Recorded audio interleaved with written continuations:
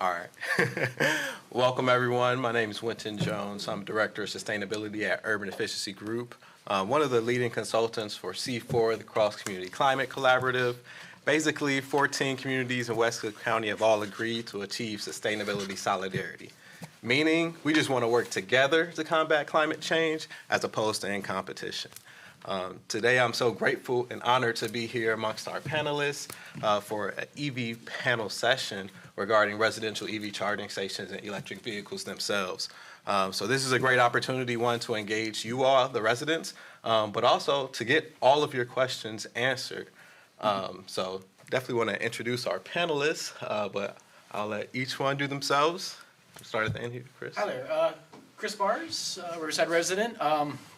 As I have a Volkswagen ID4, I guess reason I'm a little bit different. Reason I got an electric vehicle myself is I'm an electrical engineer. I've had my entire life dedicated to electricity, my professional career. So I've decided to get one more from that aspect. Obviously, the climate's a big part of that, but I'm a little bit different in that regard. Electricity is my life, so that's why I'm very interested in electric vehicles. All right, thanks, Chris. Hi, I'm Mike Aida. I'm also a Riverside resident. I've been a Tesla owner for about 3 years, the 2021 Model Y SUV-ish. And I was in the market for a new car and shopped around a bit and realized that I wanted to also do what I could to make a dent in our carbon footprint, and we agreed it was a worthwhile investment, and I've had a blast with it, and would recommend it to everybody, and hopefully can answer your questions to get you over any other reservations you might have before your next vehicle purchase to consider electric cars. Hi, I'm Bob Finn, also a Riverside resident. I have a 2023 Chevy Bolt. We bought it in November of last year, so we've had it just over a year. My main motivation for it was our grandkids are up in Palatine, our kids and daughter-in-laws and grandkids are up there. So driving 2 or 3 times a week up to Palatine, I just really felt guilty with the gas engine. So I feel so much better driving up there with the electric vehicle, and I'm very happy with it. It's worked out very well. So, and again, happy to answer any questions. Thanks, Bob. I do want to point out that everybody on the panel, we have our EVs in the parking lot, so there can be a little bit of a show and tell if any of you are interested in a particular vehicle, want to kick the tires or something, so to speak. My name's John Haugland, and I have the Mini electric vehicle out there.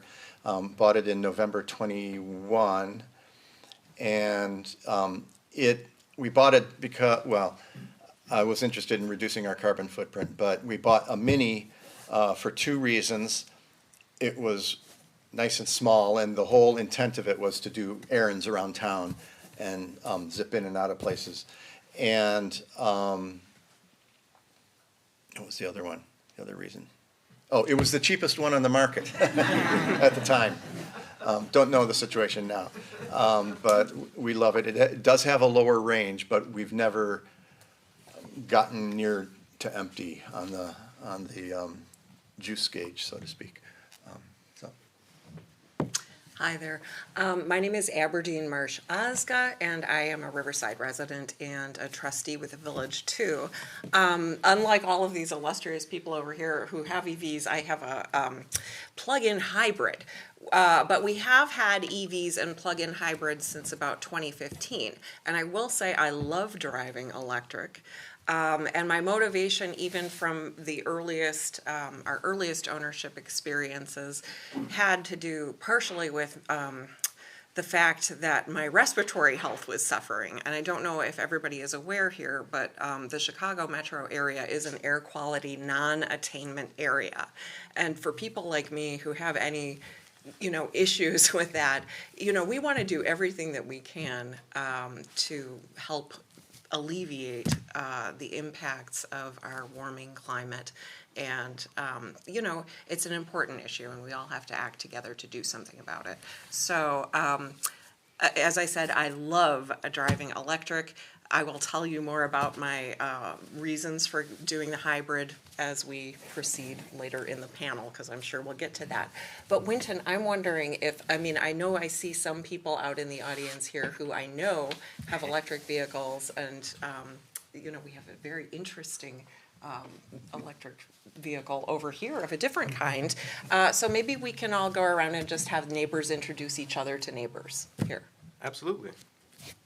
So, want to start at the front? Okay. Hi, everyone. I'm Valerie Kramer. I am a Riverside resident. I also run Ride Riverside, where we have bicycle rides almost year-round. Our last one is going to be this Friday, and then we'll start back up again in April. But so we do community bike rides, and I have this electric bike. It's also a cargo bike. If you want to talk about it, maybe go up to the mic, because they won't get you otherwise. Great. You guys all heard me the first time, right? Okay. So this is an electric cargo bike. I primarily got it because I wanted to take my son to preschool.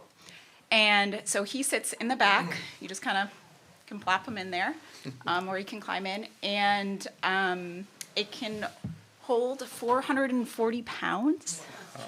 The bike itself is around 80 pounds, and it has a range of about 50 miles with assist, but there is a throttle on it, which is actually very useful when you're loaded up. You can hit the throttle and get yourself going, and because it likes stability. But otherwise, once you're cruising, it's very stable, and it's an amazingly fun bike. So if anyone is interested in trying it out, feel free. It's really fun. It has made my experience taking my son around so much easier and more fun. And I also have a Chevy Bolt. It's a 2020, and it is parked out there. So if you guys want to take a look at that too, that'd be great. Thank you. Nice. Am I stealing your thunder? It's okay. Am I supposed to talk up there? Yeah, I guess so. You can go talk up there, sure.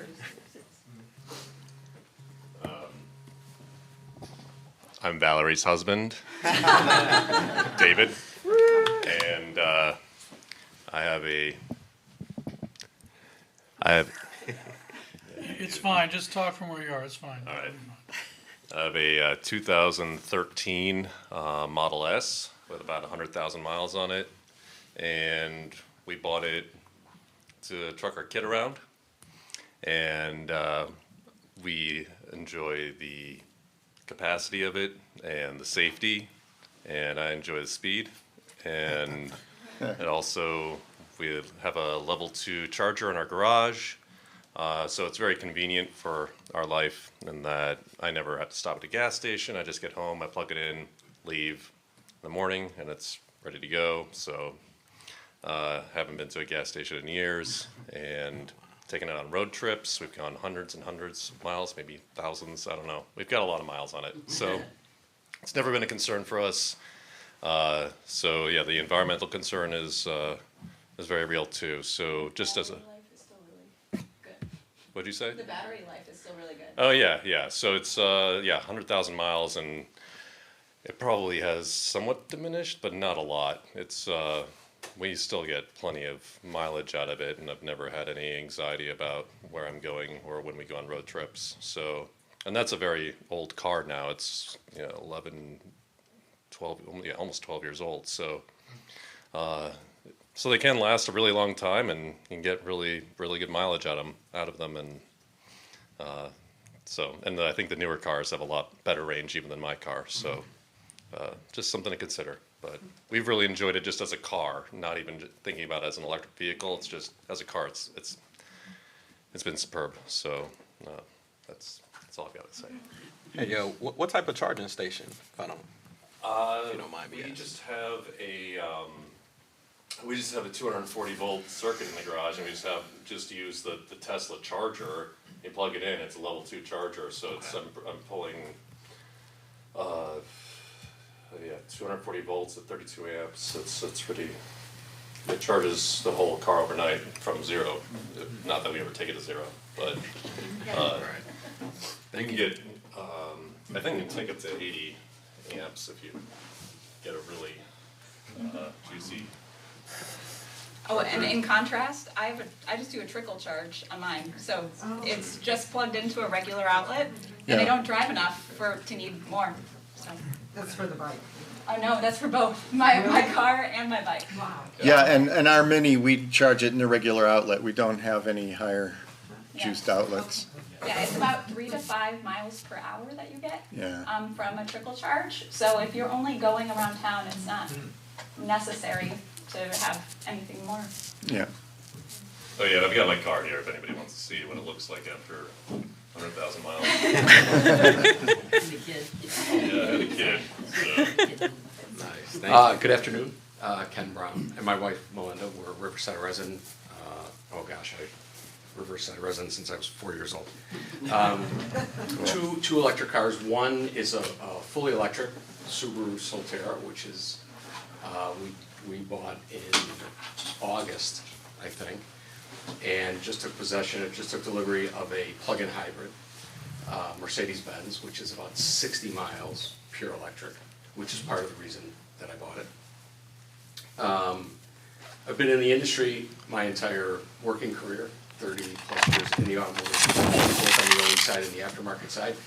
Fun fact, when Elon Musk launched his very first electric car, he did it at a restaurant in the city, and I happened to be there and met him and took a test drive in the car with him, not knowing that it would ever turn into this. Wow.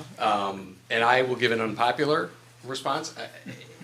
And to be honest, it was not a environmental or a green thing that motivated me to get the cars. It was part of the deal. It was a great deal. And just the drivability, plus I own a lot of cars and I do all the work, and there's just no work to do. You just simply don't do anything. And level 1 and level 2, I did have, I think the range anxiety thing that people talk about, I think is totally overblown. The Subaru that we have is maybe 250 miles, and I don't know that I would ever get into a situation with range anxiety. I had an experience with an F-150 Lightning truck for about 3 months. I did that all off of level 1. My garage is detached, so I'm not going to bear the expense of running 240 out to it. Although level 1 is off the house, and then level 1 is in the garage, although I haven't needed level 2 yet, actually. 3 months on the big F-150 Ford truck, all off of level 1. The Subaru's been 100% off of level 1. I've taken the battery down in the 30-40% range, and it just takes a few days to catch up. So I did level 2 just to kind of do it, but I don't know that I'll ever need it. So great experience all around. Can I just ask you something? What's the difference between level 1 and level 2? Yeah. Think of it as a charger and then a really fast charger.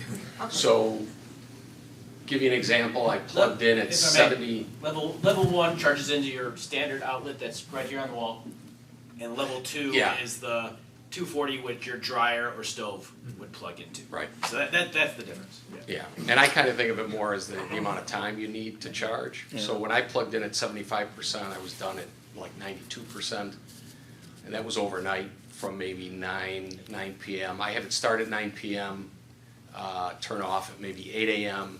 We do hourly electric, and like you had said, level 2, you don't even think about it. Yeah. It's no matter what the percentage is, you're always going to get a full charge.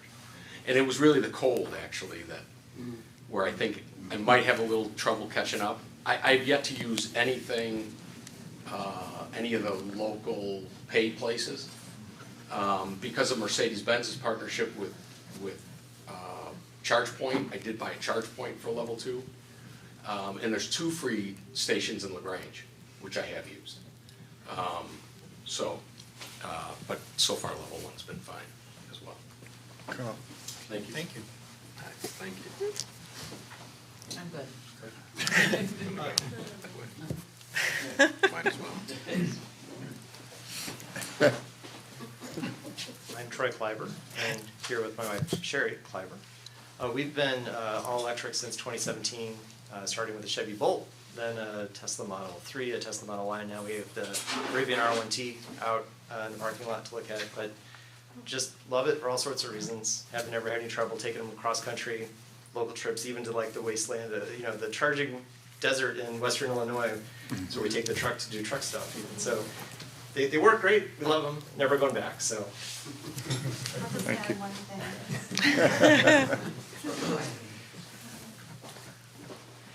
Hi, we live also in a multi-unit building, and so we have owned there for almost 20 years since I got married, but we were able to partner with our building board, and we paid for the charger, but we now have it installed so that any of our neighbors can use it, and it's worked out really well. So if you are in an environment like that, it's really been awesome and functionally perfect for us. And I'm a carpool mom, and so I've been in the car a lot, and so I drive my Y all over the place. And I will say, it's very fun to drive. It's one pedal driving. I don't think about charging ever, but it's enjoyable for me. I'm waiting outside the ballet studio, waiting for them to come out. A lot of you probably know what that's like, waiting for people. And I think of it as a joy. It's fun. I'm not idling with fumes like Aberdeen says, and it's really changed the way I also feel about those responsibilities. It's actually fun, which you wouldn't expect. And we took it to space camp in Alabama, had a great time. And actually the truck, I wasn't sure, but we have taken it out to Western Illinois, like he said, and it's been really fun. He's camped with the girls, and it's got electric outlets, and it's really kind of been a neat way to show them and change our family dynamic and how we spend time together. So it's been really great that way. Sherry? Yeah. Would you explain the one pedal driving? Yes, well, my car is the Y, just like Michael Aidas, and when you let go on the accelerator, it will regenerate in certain temperatures, as long as it's not minus whatever. And it really, that slows the car down, so it's braking for you.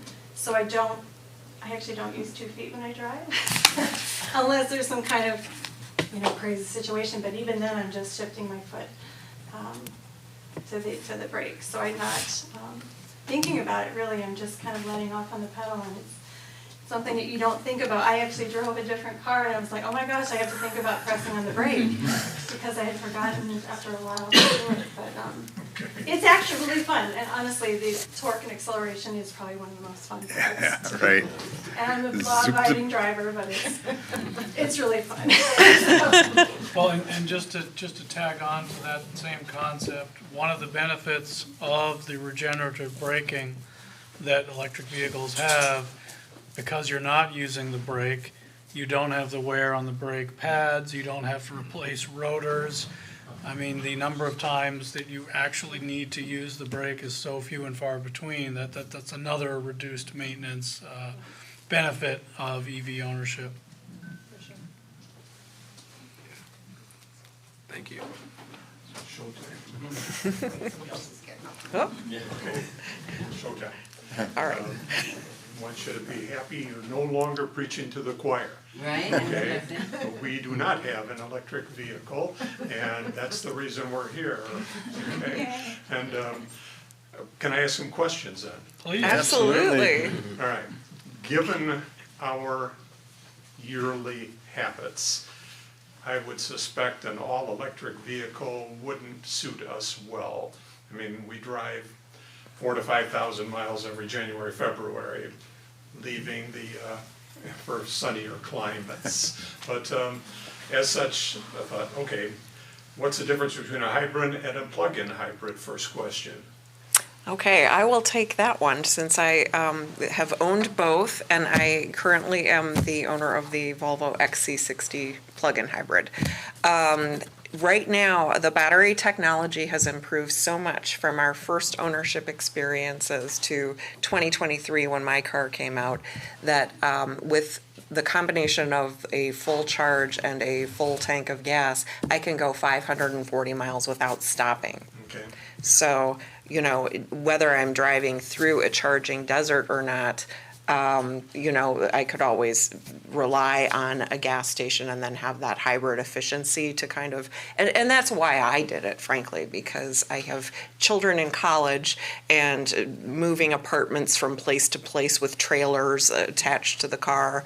And it's, you know, the Volvo has a neat feature where you can just press a button and this trailer hitch like comes out and then it goes back up inside. It's like all very technologically savvy.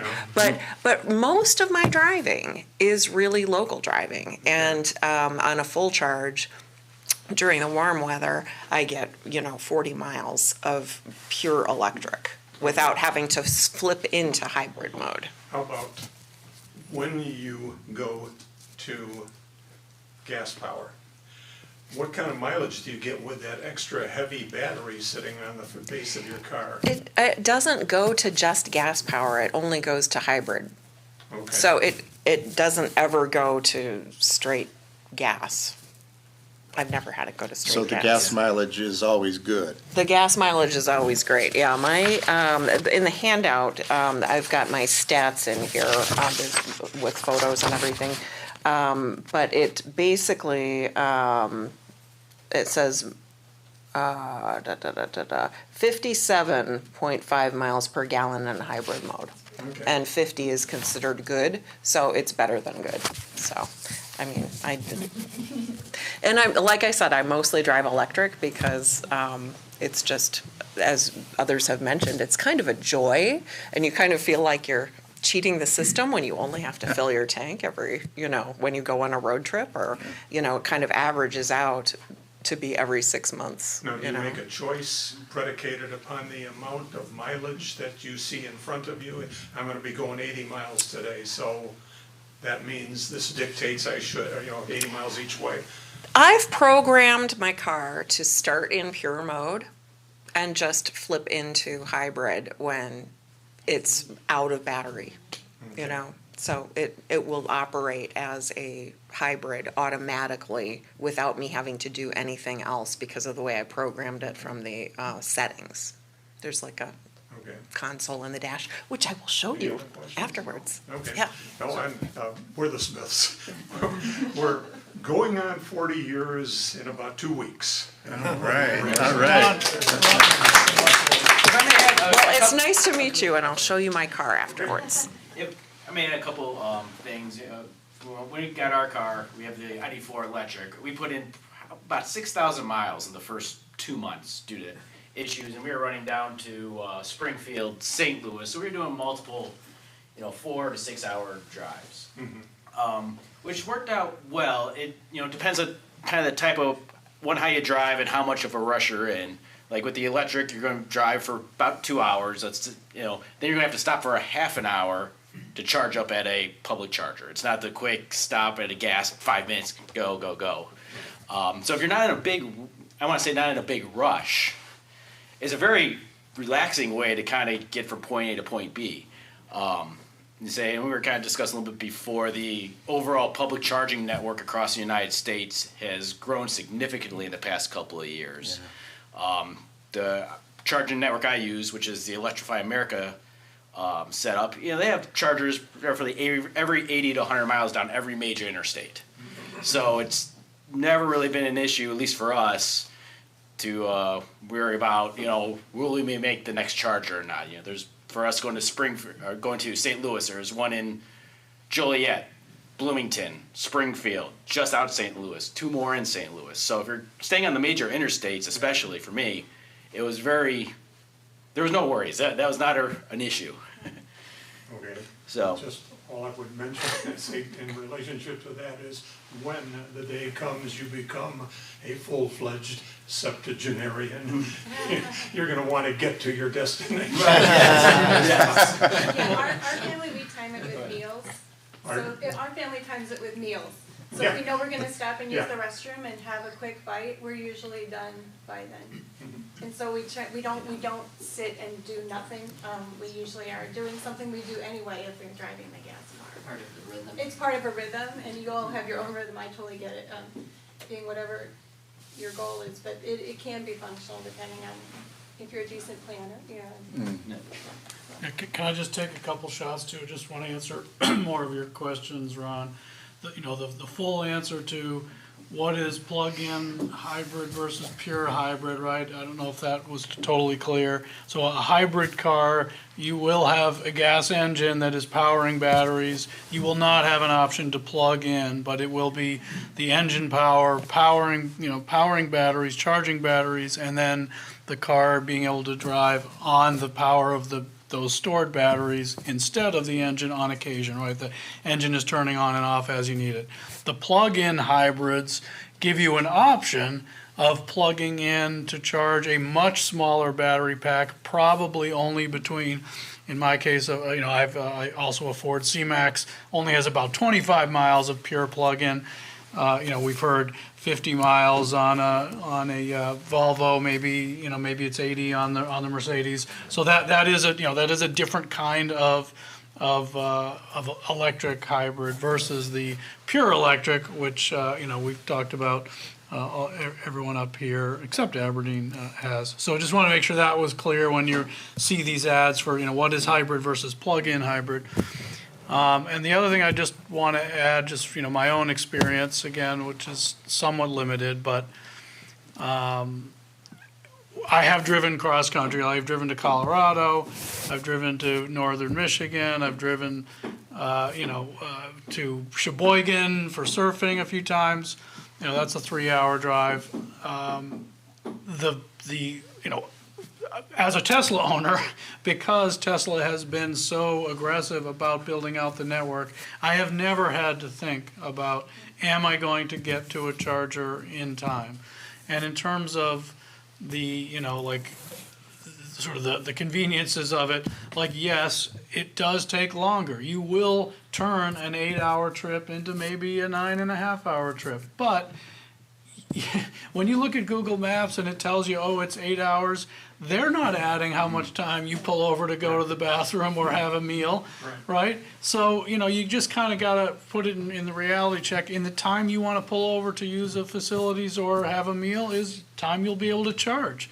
It's really not that wasteful of an amount of time. It is a little more than the ICE cars or gas cars, internal combustion engine.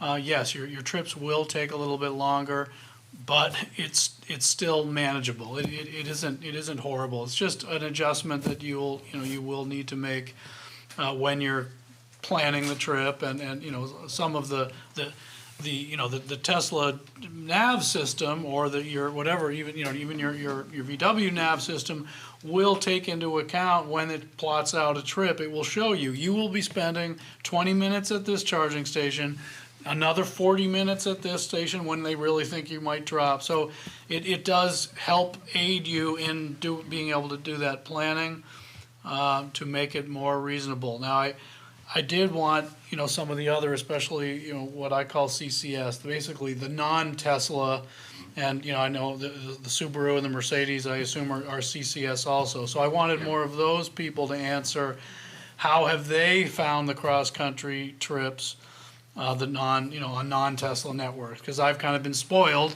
with the Tesla network, which is incredibly good. So I wanted them to answer to get you a comfort level. Let's say you're going to drive to Phoenix or Florida. I don't know, where you found the sun, but when you do that, I think you should know you have choices. You have choices, and the biggest choice I think is between, do you want to stay with the Tesla network, or do you want to take your chances with the CCS, some of which is being opened up to the Tesla network. But I'm not the best person to answer how well is it, where is it today? I think there's cooperation, there's agreements. I think, John, if you want to take the first shot at it. I'll add on to what you're saying, but before I do that, can we finish going around the room? Yeah. Because we all are really interested and want to talk.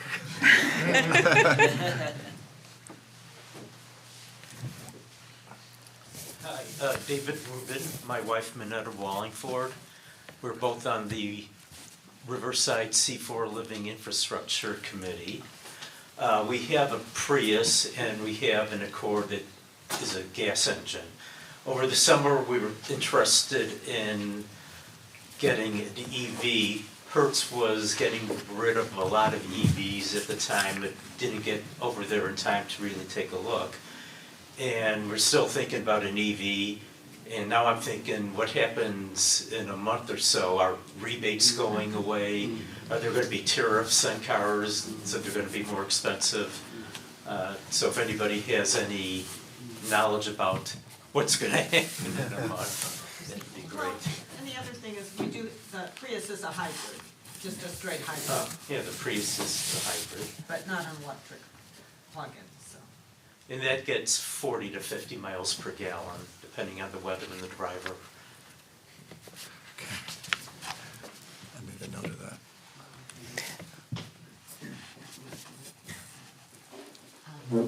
We are just here to convince Mr. Smith. Because I'm John's wife, Connie Kelly. And I'm with all the, it tends to be the women that I really love the zippiness. So again, I haven't gotten any tickets, but it's all his fault. I get tickets because he goes. Guilty. But on the other, whoever said that you don't have to brake, I'm still a little bit nervous driving it, so I was in the city, and I knew I can zip, and I love that I don't have to touch that brake. I got honked at because they didn't know, because they couldn't see in front of me of who was slowing down in front of me. So when they didn't see my brake lights, they laid on my horn. Like, why, their way, you know, we are conditioned to look at the brake lights to be able to know when to slow down. So I don't know if anybody else has had that kind of experience. So we understand it, and on our plates it says EL, but if you don't understand that technology, that makes me a little nervous. So by never brake, not never.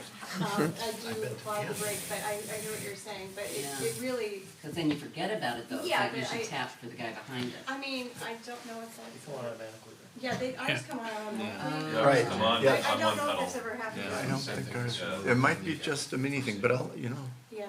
actually, we can, yeah, you follow us and see, but, yeah. That's how we tested it Alright, out. then I'm wrong. Yeah, and no, that's- no, but, Yeah, ours always come on. okay, Just when it's regenning. As soon as you Yeah. step off the pedal, the Yeah, gas, as soon as you start laying it off. accelerator. It starts, it goes red. You're just driving too fast, Connie. gonna get this answered today. Right? This will help us sleep better at night. Yeah, it will. Okay, thanks. All right. So, just really quickly, Andy Garman, I support the C4, I'm a part of that group of Riverside residents since about 2008. Two questions I'm bringing in. The one, this is not personal experience, but have heard when the temperature gets really cold that there may be some special issues with electric vehicles. Anything you can say about that? The other one is, and I appreciated your comments, the accessibility question. So we're not looking like a representative sample even of Riverside in this room. And if this is an important technology, how do we get it to folks who might not have their own garages and that type of thing? Yeah. Thank you. Cool. I can speak to the temperature a little bit. Can you speak at the microphone, yes, just because? sorry. So interestingly enough, and I learned this with the F-150. When I gave the F-150 back to the person who gave it to me, I had gotten the full charge up to 250 miles. And he said, man, I never got it past 210.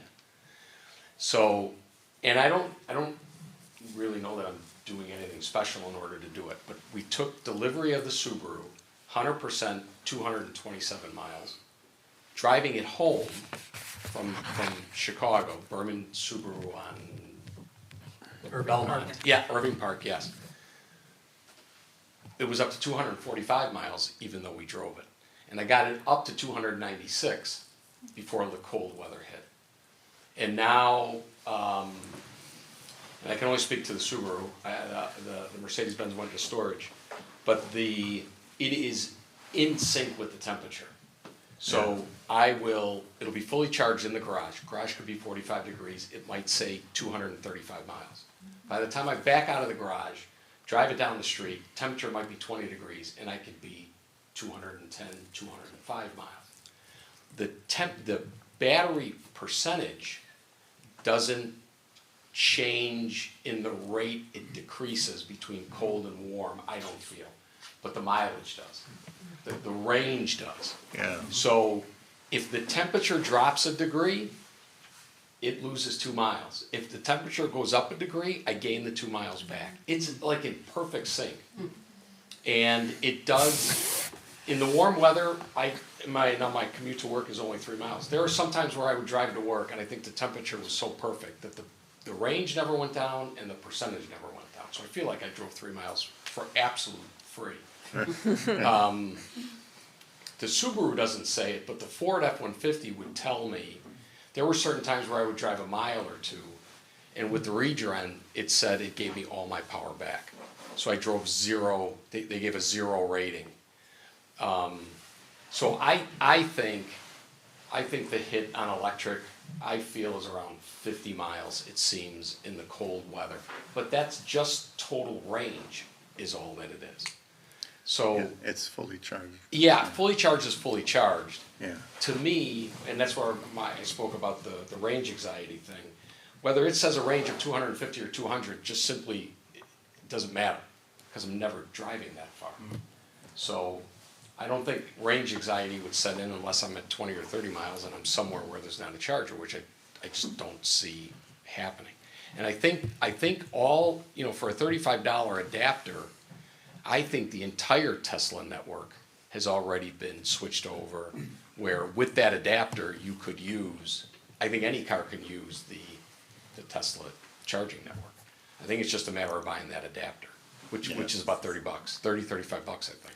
Yeah, I just got a letter in the mail yesterday from Mini, BMW/Mini, saying, we're going to send you a Tesla adapter very soon. Wow. Yeah, Neat. and that it's basically, you can start using Tesla when you get it. Right. I wanted to circle back to what Michael was talking about, CCS versus Tesla chargers. There are a ton of CCS chargers out there. So you've heard a couple mentioned today, ChargePoint and EA, or Electrify America. There's also EVgo and Volta, and I don't know what other ones might be out there. But they're, like, if you look at where the Electrify America charges are and you say, oh, I can't make it because there's no charger in that area. Well, there's a whole bunch of other charging companies out there. And now with Tesla becoming available to non-Tesla vehicles, I think there's not a place in the United States where you can't feel comfortable driving. John, to your point, download the app PlugShare. Yes. It shows everything. Yes. And that's how I found the free ones in Yes. LaGrange. A very good point. It's, totally brand independent, so it shows the EVgo's, ChargePoint, Electrify America, then that's how I found the 2 free ones at the community center in LaGrange. Yeah, PlugShare is awesome. Real quick, circling back to your question about the cold weather driving, I just did a long drive down to Springfield when it was like 15 degrees. And a big thing that's different between an electrical vehicle and a internal combustion vehicle is, the gasoline vehicles, they make a lot of heat. Radiator, they use that heat that was going to be wasted to actually heat your car. Whereas the electric car, we got to use that actual battery to basically do the same as a space heater in your house, which sucks a lot of energy. On my car, I found that I get almost as good a range in the spring, summer if I preheat the car plugged in my garage, so I get the cabin temperature up and everything, so the car doesn't have to do that. I hop in, and I'm lucky enough to have seat warmers. I just put on the seat warmers, and I turn off my cabin, and I can run almost as same as during the summer in cold weather. So it's very, what I'm trying to say, it's very specific. You can't treat them the exact same way as an electric, gas and electric car. If you change the way you work a little bit, you can get just as good mileage and things like that, almost year round for the most part. So that's a big change. That's what I had to get used to. I know personally, it was just kind of changing some of my habits that all the years of driving that I had. So. Can I just add? Oops, I was just gonna say, last weekend, I was taking the Bolt up to cut down our Christmas tree up around Fox Lake. And if you remember, it was really cold last weekend. I charged the car. It was actually the first time that I preheated the interior, but driving along at 65, the battery was going down very quickly. I was concerned about whether I'd make it back and forth to Fox Lake. And I haven't done a lot with remote charging. I have done it a couple times, but I didn't plan for that. So what I ended up doing, fortunately, my son's got a hybrid. On the way back, we stopped there and recharged it, so it wasn't a problem. But just to be honest with everybody, the Chevy Bolt, I think, like you said, the mileage that it's showing you're going to get, even in cold weather, I wasn't getting near that mileage. In 20-degree weather, driving along at 55, 60 miles an hour, I wasn't getting what it said I would be getting. Yeah. I think the climate control, it really is what does it. It's not Sucks it necessarily down. the cold weather itself. Yeah. Well, we had the heat turned off. Oh, nice. Yeah. So it's still, driving, I noticed if I drove, what I did for a while is I got on some of the smaller highways. If I drove at 50, it was doing fine. When I got up around 55 or 60, then it just was really, really dropping in a hurry. Yeah, the speed is really a big deal. That's like the number one. I also had an experience with a Porsche Taycan, and I will not say how fast I was going. But I got on I-55. It was very late at night. Got on I-55 at roughly McCormick Place, so right where kind of 55 starts. Exited Harlem, right, to come here. And I was about 90% charged when I started. Harlem Avenue, I was about 15%. So the speed just evaporates the power. Whoa. That had yeah. to be, that had to be 120. I will not say, But I'm not yes, saying I will not say how fast I was going. But, the range was probably 200 miles. Yeah. And I ate up 200 miles of range in 10 miles. So the speed is the biggest thing. I've gotten in the habit of just sitting in the right-hand lane at the speed limit. Well, it's hard when people start tailgating you too. Oh, it is. Yeah. It is. Yeah. Yeah, no, but I think that also relates to the strength of the charging networks too. Like, yes, when you start out, at least when Tesla starts you out on a trip and says, yes, you can make it 225. My range is supposed to be like 310, but practical range, it almost doesn't matter what it says you're going to be able to get. What matters is when are you willing to pull over and charge, right? I'm not going to drive 70, which is what Tesla estimates you're going to drive at when they say you're going to be able to drive 220 miles. I want to drive 95 if I can. Sure. No reason not to. Yep. Except that I will have to pull over and charge a little bit earlier than if I had driven 70. But, and I haven't done a lot of the math around, exactly how many more miles can you get while driving 95 versus 70.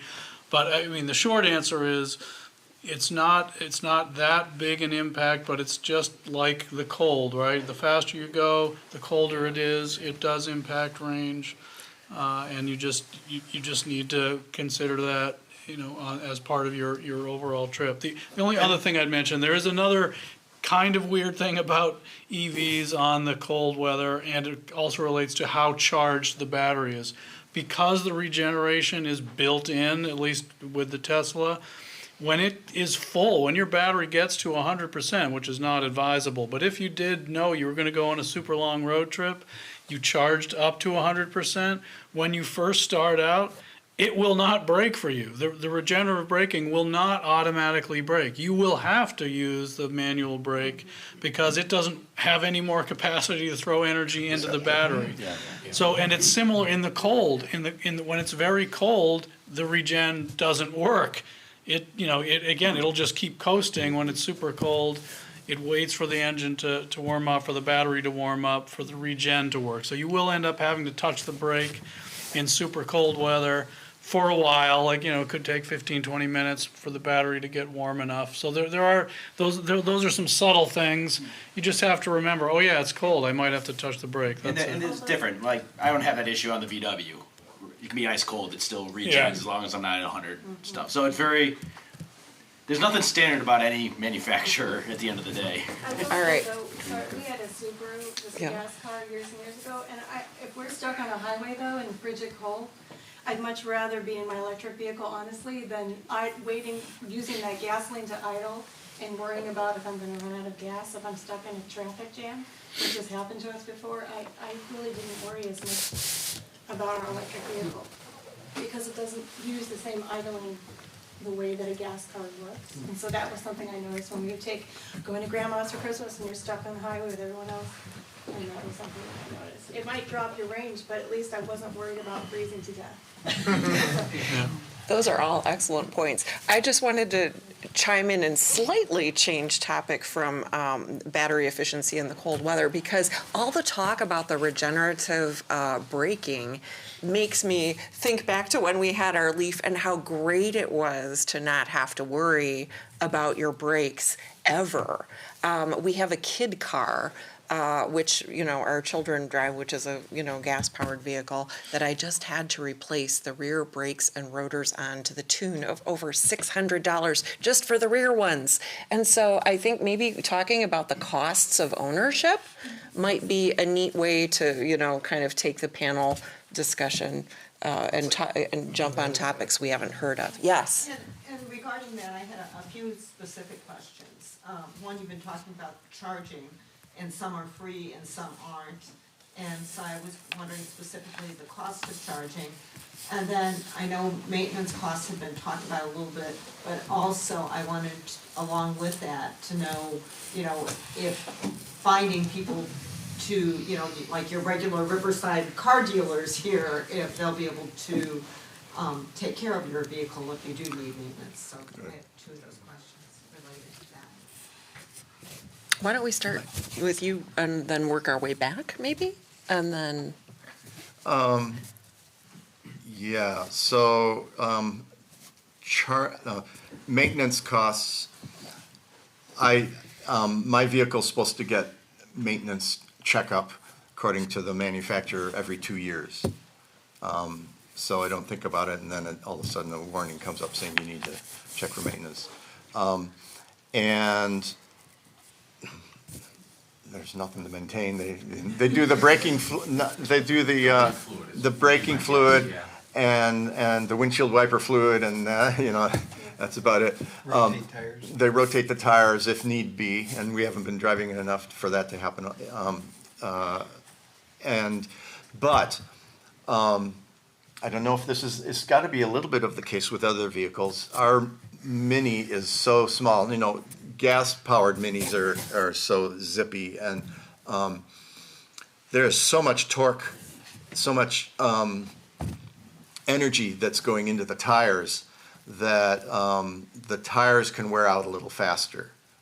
And we bought some more expensive tires for that reason, just that they would last a little longer and be safer if we were putting the pedal to the metal a little too much in downtown Riverside, that sort of thing. So that's something that costs a little bit more. On the charging costs, some vehicles have deals like you buy a Volkswagen IF. The ID4, yeah. ID4, and you get a deal, at least for the first couple of years or something, that your charging's free at Electrify America, which is put out there by Volkswagen. And we didn't have any deal on charging costs when we bought our Mini. However, sometimes charging at the Electrify America, it's been free for me. I don't know why. I was like, okay, fine. But I did a cost comparison the first year that we got it about charging costs versus gas costs. And I'd say the charging costs were like 25-30 cents for electric charging versus for the amount of mileage you get out of it versus $1 for gas car. I don't know if anybody else has done similar comparisons, but it's significantly less for range to do it electric in terms of cost. And yeah, it's virtually maintenance free, so no. I can add a little bit to that, John. So Can you do it at the don't- microphone? oh, sorry. Because they won't hear you. I do not have the, Chris, I don't have it. I tried to dive into my electric bill to figure out, that's like way past I can't do it. As an So what electrical I engineer, did- that's the most interesting thing I do. Yeah, I'm with you, I tried. So what I did is, I just go from my ComEd bill a year ago to now, because I didn't have an electric car and now I do. And it's about $10 more. And nothing really changed at the house. We've already got LED lights, we already have an updated HVAC system, we already have, so really nothing changed aside from an electric car. And since August, it's been $9 to $10 more per month, which I always charge at home on level 1, so I've never used a third-party charger. So, so hopefully that gives you some reference point. Then, brakes, or from, I should say, an independent versus dealer, serviceability thing. The wheel end brakes are the same, identical in every way, shape, or form.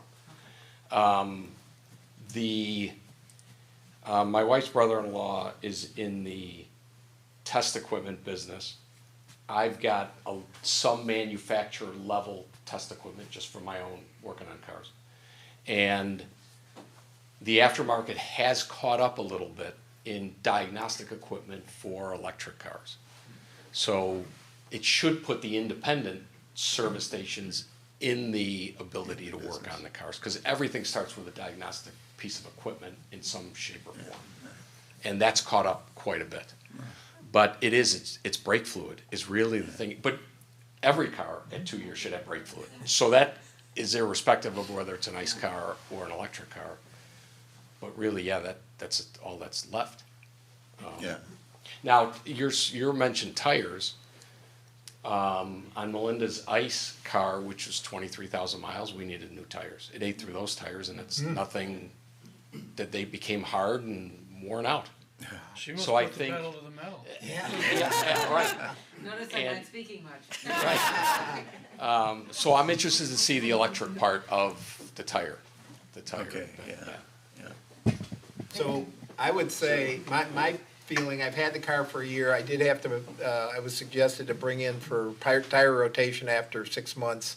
It was a free rotation at the dealership, but my plan has been just to bring it back to the dealership for any kind of maintenance, just because it is hard to find independents out there. Hopefully someday Riverside Garage will get into doing that, but, at this point, my experience is I did some checking online, and there is some national certification you can get, but I haven't seen anybody locally that's got that. So I do that. In terms of costs, I've got a level 2 charger at home.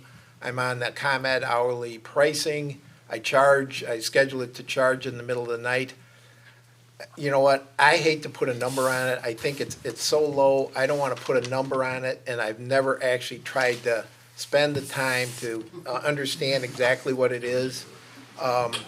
There are other things that we've changed in the same time period that have impacted our electric costs, so I can't say I can look back at a bill a year ago and know that all that difference is due to the EV. So, but to me, it's amazing how much cheaper it is, but I don't want to put a number on it. Well, yeah, I think part of mine was just when you charged at a charge station, I don't know if they charged you $15 to do it, or 30, or.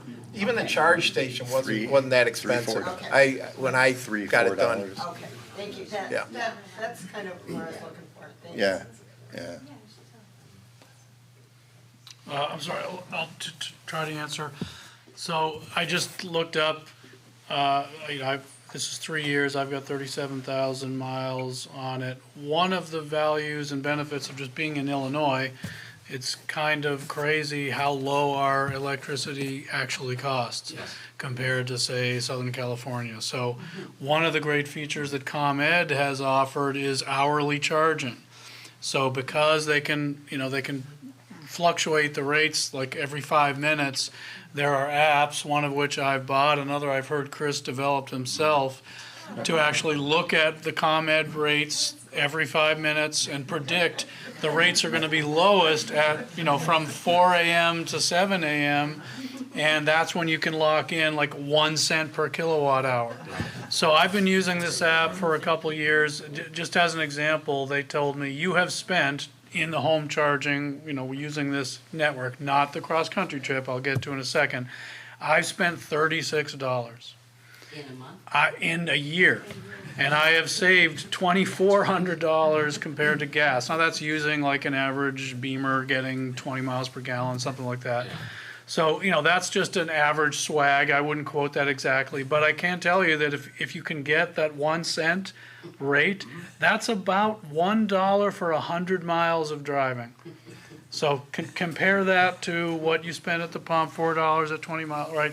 I mean, you think about the cost savings are there. Now, the loaded part of your question is, well, how much more did I pay for this EV than I would have for a comparable, SUV that has the same size and features, right? That's the more complex question. I'd argue, at least in my experience, yeah, I paid maybe more than I might have, but if you look around the driveways and garages of everyone in Riverside, most of these families are buying $50,000 SUVs.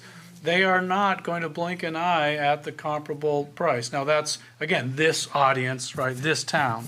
But I would argue that you have seen prices come down. Even Tesla has come down from when I bought it. So there are some trade-offs. Like, yes, you may have a higher upfront cost, but as some, members here are, attending here today can attest, they're going to own this for 10 plus years. You're going to recoup that cost of ownership with the lower cost of charging versus gas. The second part of the question I will answer, because when I drove across country to Colorado and back, the rates you pay at the supercharging stations are a lot higher. They're like 25, 35 cents per kilowatt hour versus the 1 cent. So when I did the math on my Colorado trip, I spent about what it would cost in gas. It was not really a big gas, cost savings for that trip. But again, that's what, 1% of my ownership, 5% of my ownership compared to all the daily driving, charging at home. So it's a two-part answer. I was all excited right before I came here about noon today. ComEd prices actually went negative for a while. So I plugged it, I put it up to max, and I was like, take that, baby. It's just a supply. You still have to pay all the delivery fee and stuff like that. But I was all excited about that. Interesting, most of these cars, for like the VW and stuff, the air conditioning, all the little ancillary parts are the same are very similar to the ones that are on the gas vehicles, so those can be fixed at any shop. Whereas things like the big battery and things like that, that's usually more specialty. One of the interesting things, I think almost every manufacturer, the battery warranties are extraordinarily long. I think mine's 8 or 9 years. Mm-hmm. I unfortunately did have a service issue within the first couple of weeks that I had it. Was driving around and I got a bunch of errors on my console. Unfortunately, had to take mine back, and there was a battery control module that went bad on my car, but it was under warranty, which was all fixed by the dealer, so that wasn't a concern. But it's the battery and the electric part is the biggest warranty issue or part of the entire car. It should definitely outlast probably every other part of the car at the end of the day. So. That's one thing I'm kind of excited to see is our plan is to drive this car into the ground. And the VW that we got, one of the reasons it supposedly has a replaceable battery pack in 10 years. So it'll be very interesting to see if, does the battery pack last or will the rest of the car fall apart first? And that'll still be going strong. So. Yeah, BMW and Mini, they're the same company. They're working on that battery replacement package as well. It's not going to happen next year, but I won't need it for a while. For a long time, yeah. Well, one of the reasons I asked that is because we were looking at some of the used EVs too, so not yeah. necessarily the ones that have the Sure. 10-year warranty. Well, Minetta, I'd just like to jump in and say another thing that impacts the cost of, you know, an ICE vehicle versus an EV or a plug-in hybrid, that cost differential upfront. It will be offset by some of the federal tax credits and Illinois rebates that are available. So both new and used vehicles of certain types are covered by the federal tax credit. And if you qualify for that credit with your income, it can really make a difference. So there are IRS guidance documents. We actually have a handout over on the windowsill that has both the federal and the Illinois information enclosed in it. But you'll need to go online and look in the federal guidance for the list of vehicles which would be covered. But I think it's great that used EVs are covered by that too. I think a lot of the difference between which vehicles made the list and which didn't has to do with the percentage to which they're constructed or their parts are constructed in America. American made, yeah. Right. So. Real quick. We thought they might be going away. They might be. They we might don't know. be. We but, don't you know, know. given the prominence of Elon Musk in his perspective, perhaps they won't. You know, who knows? Real quick little horror story. When I bought my first ID4, I had bought it, driven home, was driving it for about 2 days, and I got a call from the dealer saying, it turns out that the particular car that you purchased does not qualify for the $7,500 rebate. So like either you can come back and pay us the rebate, or we can switch you out with this other one and get the rebate. So, and it was all because VW has two different types of batteries they put in their cars. One qualified and one did not, and the salesman didn't know it. I didn't look into it, so it takes a little bit of homework or research, because I'll be honest, I would have been very upset if I took the rebate at the dealership. If I had waited to actually file out my taxes personally, I would have been up a creek. So that one thing I think still about EVs especially is you got to do a little bit of your own homework. The salesmen aren't, especially if it's for a conventional car brand, aren't the most knowledgeable compared to other ones and stuff like that. So. But yeah, that was a fun little surprise. Yeah, I also had a rebate issue. Again, with the 2023 Bolt, one of the reasons I got it was for the $7,500 federal rebate. And the dealer said, okay, you got all the paperwork you need. I went home, I went on the IRS site, and it said, to file your taxes, you need this form from the dealer. And the dealer didn't give me that form. So I went back and they said, no, we gave you everything you need. I showed them the IRS letter. They said, oh, let us call somebody and find out what's going on. So 2 hours later, I had the right form to then file and get the $7,500 rebate.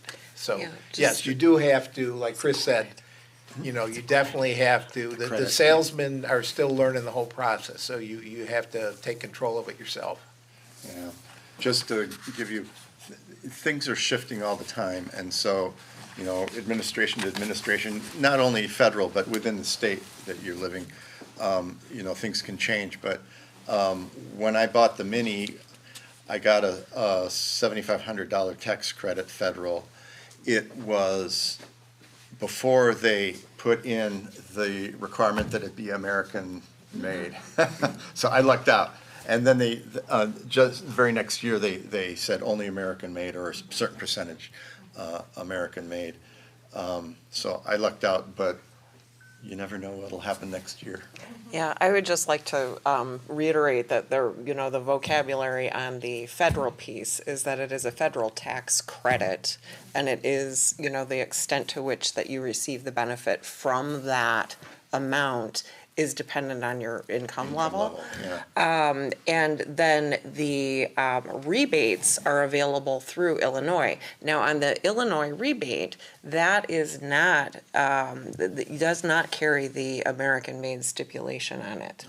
So that is, that is something that is good to know. I will say that another round of funding for the Illinois rebate program is going to be opening up in January. So if you're considering, making an EV purchase, do that homework and get your paperwork in right away, because it's a wonderful, popular program and people want to take advantage of it, and it is done on a first come, first served basis. I mean, there's a certain percentage of which they would like to go towards, income eligible, applicants. But to the extent that funds are not utilized by people within that income bracket, then it is available on a first come, first served basis. So, do it before it's gone. Do it before it's gone. And ComEd also does offer, they're out of money right now, but at the first of the year, charge it, putting in chargers as well into your house. They'll pay for that as well. Actually, that's a good point too, and again, more fuller disclosure on the cost question. I know a couple of you said you're trickle charging, that doesn't cost you anything, but, I did have to invest about $1,800 to run, the 220 service from my basement. I only have a 100 amp service. I have a 1952 house. It was tempting to get a full 200 amp service, but after doing the math and looking at how often am I running the dryer, the oven, and charging late at night, I figured that I could get by with just keeping with the 100 amp. I did have to put in a little sub panel, and I did want to run 50 amps out to the garage. So I did have to run, new heavy duty cable right at 6 AUG. So that did cost me something in addition when you add that up. Now I did get I think it was Illinois and maybe even a federal tax credit, like I could deduct that as an expense and, up to a percentage. So that helps a little bit, but it is something to consider in your overall costs. Do I need to get 220 charging? I would recommend it, for the kind of commuting that I'm doing, where yes, I may need to go to Sheboygan at the drop of a hat, and I have a higher range car maybe than the 100-mile range. So I do need occasionally to be able to charge overnight to get a full, at least a full 150, 200 miles. But that's maybe not everyone's need. But I figured it would give me peace of mind to know I could turn around 2 road trips overnight and get that kind of high voltage, high amperage charging in the garage. So that it is a factor. Yeah. I will just jump in and say that we ended up taking advantage of the federal tax credit for that in the state rebates for the charging infrastructure, because we have level 2 chargers in our garage. We have 2 plug-in hybrids, and we don't like to share. So we upgraded our service. We did the whole shebang. We have there's another handout over there that has a lot of photos of our panelists' home charging setups included.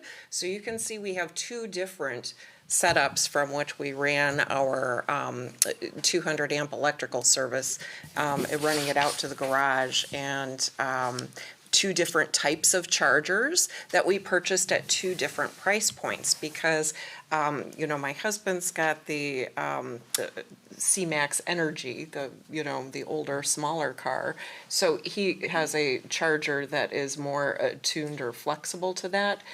And I have the larger, what I would consider the Volvo to be probably a mini SUV or a compact SUV. And I, need it to be done faster, and I need to go when I need to go. And so I got the charge point. And, we've got, we like the flexibility of having both of those in the garage and having them dedicated to their respective vehicles. But I will say that the Grizzle E, which is the type of charger that my husband got, it's a neat one because it's at a lower price point than the charge point, and it's flexible because it lets you choose the amperage for your charging. So depending on how your circuits are set up in your garage, it can work the way you need it to work. So, anyway. Sorry, I know. It's a little much. It's a little I much. just plug it in the outlet. I know. Isn't it almost like if you're thinking positively, well, it's for resale value, right? So that when you sell your Yeah. house, the next owners are gonna be like, awesome, I can just plug my car in and whatever you just said, that's what I needed. And I will tell you too, if you're considering getting home chargers, there's always an option to have them hardwired into your garage. But we didn't do that because we thought if we ever want to change the charger or upgrade the charger, it's plugged into the wall. The charger is. It just works. It's just how we had to wire the garage. Yeah. And what sockets are running off of which circuits on the panel. Yeah. So it's, Yeah, the pictures over there. yeah, the pictures show are, what- you know what, I'll just, I didn't provide any pictures into this because it's just a regular outlet. here's mine. Here are my 2 chargers. We can pass that around so you can all see what I'm talking about. But, yeah, what is this? Yeah, I mean, so if you're driving experiences such that you need to be driving a lot, even if they're on a bunch of small trips, then that's when you need to start considering something other than the regular outlet.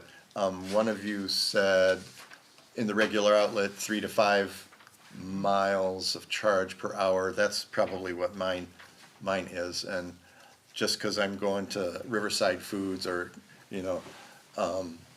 if it's charged overnight, I got plenty. It's full charged because I never get below half. But yeah. Is there a danger, like with your computer, where you can overcharge it and thus damage your battery? No, it shuts down when it's full. Okay. Yeah. So, on the Bolt, and I don't know, I think Mike might be this way also, Chevy recommends you just charge it to 80%. Yeah. So that's what I do, and Mike, it sounds like maybe you charge it to 90% or something. 80's also Yeah. recommended. So Only when you After that, it's slower. Well, it does slow down too, and I noticed that when we were remote charging, is that once it got past 60%, as it moves forward, it goes slower, but also I think over 80%, I think there is more of a risk of it overheating. Yeah. I think it's also to preserve the life of the battery. Right, yes. You're not charging to 100 just so you're not sucking the life out of the longevity of your battery. Yeah. Well, and that, It's yeah. it's proactive movement. And Rather than scary. another kind of nasty trick that Tesla does is when you're charging on the road on the supercharger network, when you hit 90%, it starts slowing down. They also start charging you more per kilowatt hour. So they're trying to discourage you from just sitting there insisting that I have to get to 100. They're trying to keep the flow of cars going. Just get to 80, that's all you need. Get on to your next charging station. Well, you might have people that park overnight and leave it there. Well, that's true. And there's idling charges. If you hit 100 and it shuts off, but you're still connected, they ding you even further. So it's it's for our own good, really. But they do encourage you not to overcharge. And kind of thinking back to that, the car is actually what decides all the charging and controls it. The charger itself is actually just a switch. It's a really dumb machine. So that's why there's all kind of different brands that, and you can plug into your friends or whatever, and you don't have to reconfigure anything. The car is what it actually does all the, protects itself and figures out when to turn it on and to turn it off. So, ever open up a charger, you're be really shocked at what you paid for compared to what the actual things in there are. There's nothing in them, except for a little circuit board about yay big and a contactor that would be on your air conditioning, literally. Well, do we think we have any other questions or things we'd like to hit on before the show and tell out in the parking lot?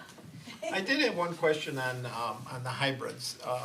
Do the hybrids have regenerative braking or one pedal drive? Not mine. Okay, I don't know who else. Mercedes does. Okay. Three different settings in the lower, I think a Prius does.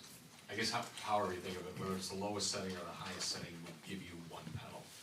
So with the Mercedes, there is So Only, when And you're with looking at Prius. hybrid, it might be something to consider, because the one pedal driving is nice. In theory, the habits of a lifetime Right, unfortunately yeah, no, for sure. mitigate against, our fleas. You know what? So you can turn it off. You can turn it off and just have your regular. My son bought a Tesla. And Yeah. we went out to visit him and, see the grandchildren and stuff like that. And, okay, we, got a little ride around the neighborhood with him, and the only thing missing was Rod Serling. It's like, you don't have to brake. Okay, I wonder how long it takes you to overcome that urge to hit the brake as you Yeah. see a stop sign ahead of you. You can Secondly, feel. It you're doesn't like, matter. wait a it's second, still breaking. where's all the stuff on the dashboard? There's nothing on the dashboard. And then I think the pièce de résistance for us was when my son, and I might, should warn you, he is a millennial, okay? Basically ordered his car to back out of the parking space and come around to us completely unmanned and pull up in front of us. Like, Yeah. okay, this is interesting. It's a new world. It's the Yeah. Jetsons for sure. I did have a couple things I wanted to mention. They're not questions, but one is, if you're interested, go to EPA.gov, Environmental Protection Agency, EPA.gov/green vehicles. And there's a whole bunch of information there. One of them that's pretty interesting is myths about electric vehicles. And it'll clarify a lot of the myths that you hear going out about there, with the information from the their national automobile testing, and from places like Argonne and Department of Energy. The data is pretty good there. And the other thing is about driving from McCormick Place to Harlem and all of a sudden not having any juice. It's kind of the same thing. It's analogous. I mean, you could compare, one's worse than the other or whatever, but when we say ICE, that means internal combustion engine. So ICE vehicles versus EVs. You get better mileage if you drive carefully with your combustion engine, Exactly. So just be a good driver, whatever you're driving. Yeah. actually, one other thing just on the camper dimension, or the heating in your garage, that I don't think you don't realize until you get an electric car. I've been camping at a campground in dead of winter. You can heat the car, be sleeping in the car with the heat going all night. You're not breathing any exhaust because there is no exhaust. You want to preheat your car in the garage, get the seats warmed up, get the battery warmed up. You're not emitting exhaust into your garage. It's a much more carefree and convenient, especially in Chicago weather. Even going back to my car in the parking lot, run the air conditioner 5 minutes before you get out there. Car is perfectly cool, no emissions. You want to heat it up in the winter, after you've been parked, give yourself a couple minutes. Oh yeah, just go to the app, you fire it up, it heats up the car. I mean, it's incredibly convenient, and one of the advantages, I know there are remote starters for gas cars and whatnot, but this is also just perfectly clean, environmentally safe way. You can camp, you can preheat. It's great. Less asthma, less lung disease. I needed to keep my EpiPens at a certain temperature, and it was 100 degrees outside, and they're not supposed to be overheated. And I was able to keep the climate on in my car because we were not at home, and it kept it at the right temperature. It's just little things like that really make a difference that you don't realize. That's cool. Yeah, I must say I do like the ability to either cool down or heat up the car in the garage with the door closed, given the little critters we have in the neighborhood. Like, don't go in my new garage.